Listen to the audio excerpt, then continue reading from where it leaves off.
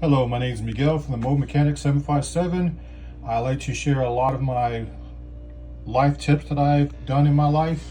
I've done electricity, I've done heating and air conditioning, got my universal license. I worked on cars since '92 in the military.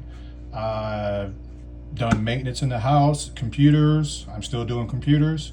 But I also like to show people, if you have a water machine that is the bottom loaded up and your machine is not sucking in air, check the skinniest line. This line is actually giving the suction part for the air, because you have to have this part right, the biggest part right here is going straight to the pump, which is right there, which is this big line right here, and this line is making the air tight for the suction to even take place. If this line has been broken, like mine has been broken in two different places, it's not going to suck anything. It cannot. So if you notice, when you take the bottle off, you hear a suction noise. It is because this line right here, the skinniest one, is making the suction. So let me go ahead and see if my repairs were correct.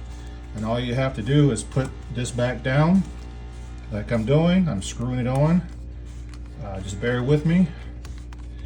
And then you take the safety switch, the door switch, whatever you want to call it. And you can see the water is actually full. So let's see if it's sucking water. And as you can see, it's sucking water, 100%. It's gonna do it again. Wow, it's actually even, there you go, you can see it going down. It's actually sucking a lot better than it was originally.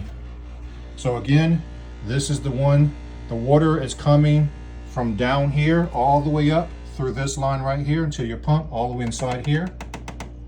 This line is actually creating the suction for it to happen.